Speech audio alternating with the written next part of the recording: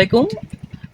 আজ আমি আছি চৌগাছার পাতিবিলা ইউনিয়নের পাতিবিলা গ্রামে আক্তার ভাইয়ের পেঁপের বাগানে।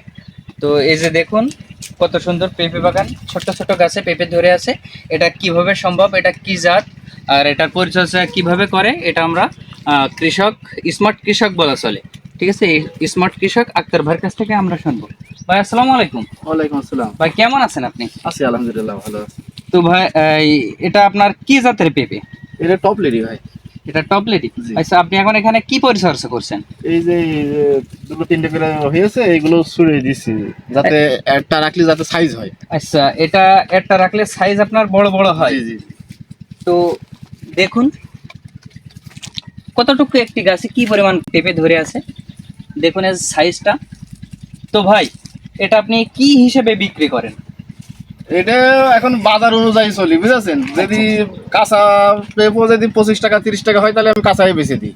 মনে করেন যে এখন একটু কাঁচার দাম কম, তখন আমি পাকায় বিক্রি করলে আর কি দামটা একটু বেশি পাওয়া যায়, তাই পাকায় না? বিক্রি করে দাম বেশি পাওয়া যায়, এর চাহিদা বেশি।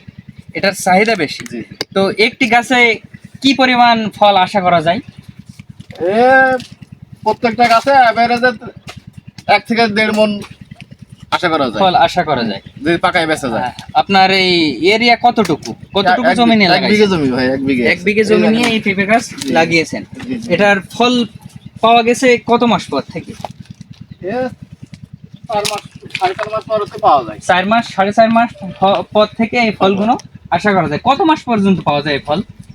এ 1 বছর থাকে এটি। 1 বছর এই ফল পাওয়া সম্ভব, সম্ভব। তাই তো? এটা হাইব্রিড এর জাত তো। কি কি পরিচর্যা করা লাগে? এ পরিচর্যা মনে করেন যে অন্যান্য আমাদের অন্য ফসলের মতোই, বুঝেছেন। ওই সার মাটি আর একটু ওই মাঝে মধ্যেই মনে করেন যে গাছে স্প্রে দিতে হয়, কারণ একটু ভাইরাস লাগে তো। আচ্ছা, আমরা আরেকটা বিষয় লক্ষ্য করলাম, সেটা আপনার এই যে পেয়ারা পেয়ারা গাছ দেখছি লাগাইছেন মাঝে, জি। এটার কারণ কি? এই পেয়ারা লাগাইছি, এই যে পেঁপো হয়ে গাছ মেরে দিয়ে এবার আমি পেয়ারা যত্ন নেব। পেয়ারা তখন তো প্রিয় পেয়ারা দর্শক, দেখুন চৌগাছার কৃষকদের মাথায় কত বুদ্ধি। তারা এক আবাদের ভিতরে 3 আবাদ চাষ করেছে। তো সেটা কেমন আমি আপনাদেরকে দেখাই। এই যে দেখুন, এটা কিন্তু ছোট্ট গাছে 4 মাস গাছের বয়স থেকে পেঁপে ধরা শুরু করেছে। আর এই পাশে যদি আমি আপনাদেরকে দেখাই, এই যে পেয়ারা গাছ, আর এখনই কিন্তু পেয়ারা ধরা শুরু করেছে।